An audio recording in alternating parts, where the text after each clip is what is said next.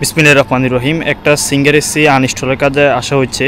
সর্বপ্রথম হচ্ছে আমরা এসিটি চালিয়ে নিয়েছি। এটা হচ্ছে গ্যাস, সেটা হচ্ছে আমরা লক করে নিব।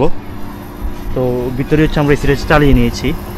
চালিয়ে নেওয়ার পর এখানে যে কন্ডিশন দেখতে পাই, এটার ডিসচার্জ যে পাইপ, এটা হচ্ছে আইস হয়ে গিয়েছে। ডিসচার্জ পাইপ আইস হয়ে যাওয়ার মানে হচ্ছে ইউনিট হচ্ছে রেফ্রিজারেন্টের পরিমাণ হচ্ছে কম রয়েছে। এই কম থাকার কারণ হচ্ছে ইউনিটে কোনো লিকও থাকতে পারে, অথবা রেফ্রিজারেন্ট এটা ড্যামেজ হয়ে গিয়েছে। তো আমরা হচ্ছে এটার ভিতরে গ্যাস যেটা আছে, যদি এটা খুলতে হবে, গ্যাসটা হচ্ছে আমরা লক করে নিব। এটা সিঙ্গার ব্র্যান্ডের CBR model AC.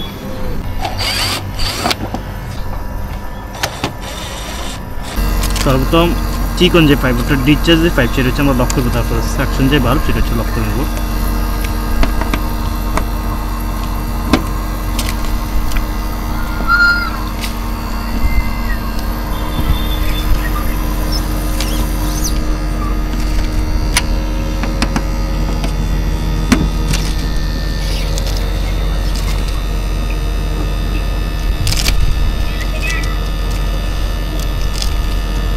Gas lock করা হয়ে গেলে আউটডোর জিনিস সেটা আমরা খুলে নিয়েছি। ইনডোর সাইডে ইনডোর জিনিস সেটা হচ্ছে আমরা খুলে নিব, অথবা বেস পেজ সেটা হচ্ছে আমরা খুলে নিব।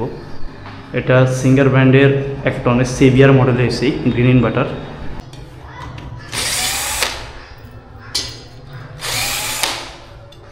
ইনডোর ইউনিটের বেস প্লেট খোলা হয়ে গেলে অতঃপর ইনডোর 5 কানেকশন যে হোল করা ছিল, হোলটি আমরা সুন্দর করে ফিল আপ করে দিচ্ছি। এসির ইনডোর ইউনিট এবং আউটডোর জিনিস সেটা হচ্ছে আমরা খুলে নিয়েছি। বাইয়ার এসি হচ্ছে বাইয়াকে আমরা বুঝিয়ে দিব। এটা এক টনের ছোটো ইউনিট, সিঙ্গার ব্র্যান্ডের গ্রিন ইনভার্টার।